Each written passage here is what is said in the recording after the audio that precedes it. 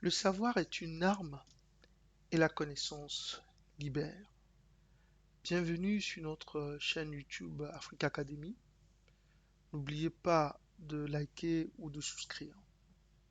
Vous êtes sur une chaîne de partage, savez-le avant tout.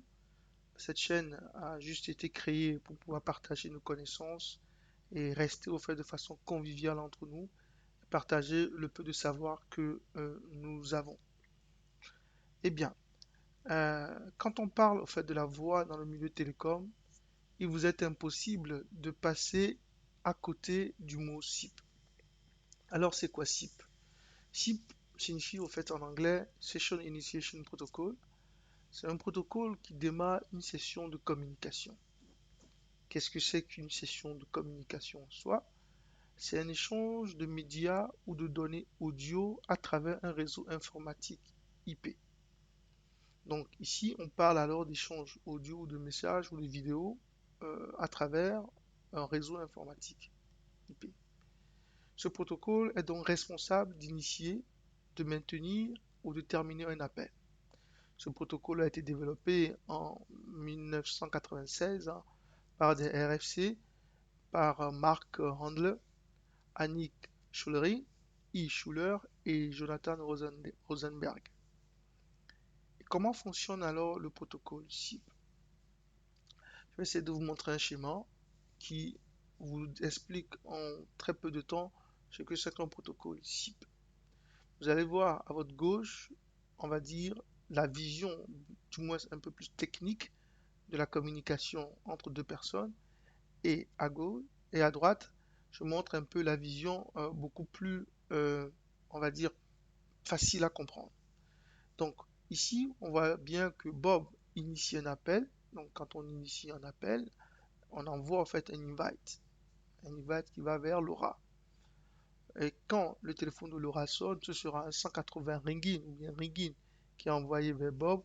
Comme ça, Bob entend ce qu'on appelle le ring backtone, donc le tut, tut, que de l'autre côté, Bob lui entend. Et après, Laura, lorsqu'il va décrocher le téléphone, ça va avoir un 200 OK qui va être envoyé vers Bob.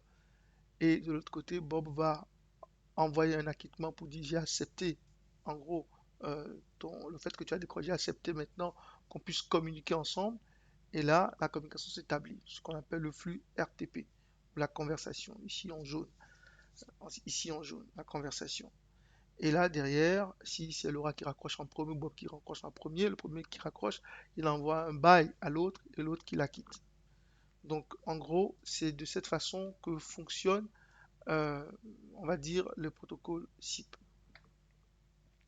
Je vais sans tarder vous montrer un peu le, les traces Wireshark pour vous montrer comment fonctionne en général en protocole SIP.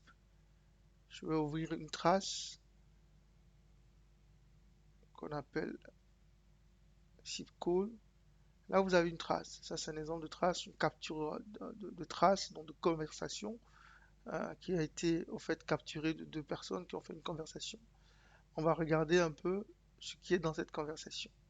On va juste rester focusé sur la conversation de Ivan Aliazadeh avec Francisco. Ici, on voit le SIP URI de Ivan Aliazadeh. Donc, en gros, c'est, on va dire un peu comme l'adresse email. En fait, c'est le code de Ivan Aliazadeh. Donc, l'invite, dans l'invite, il y a toujours ce code pour dire qui vous invitez. Donc, là, on peut l'appeler adresse email, mais c'est pas l'adresse email, c'est le SIP URI.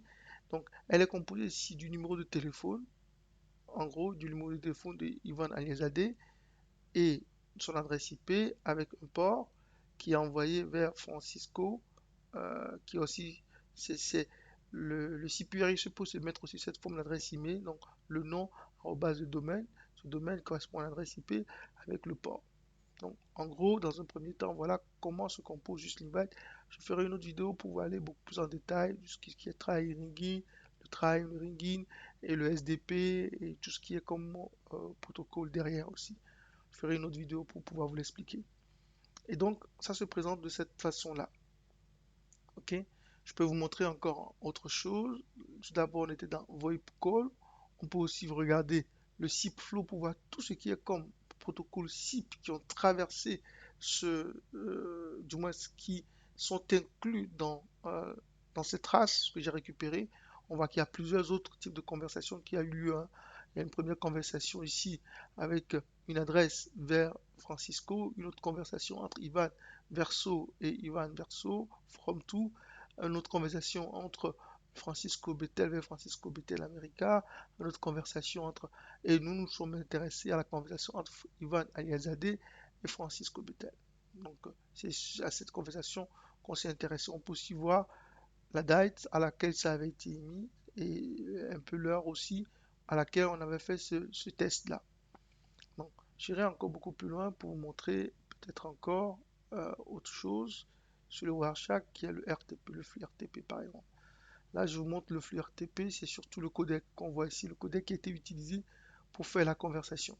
On fera une autre vidéo beaucoup plus en détail pour parler des codecs, des différents types de codecs en termes de voix et comment en fait les identifier dans une trace Wireshark, surtout le message SIP, comme elle se présente. On en fera une autre vidéo pour pouvoir en parler beaucoup plus en détail. Ben, je pense que pour l'instant, on va peut-être s'arrêter là. On aura l'occasion de se revoir pour aller beaucoup plus en détail.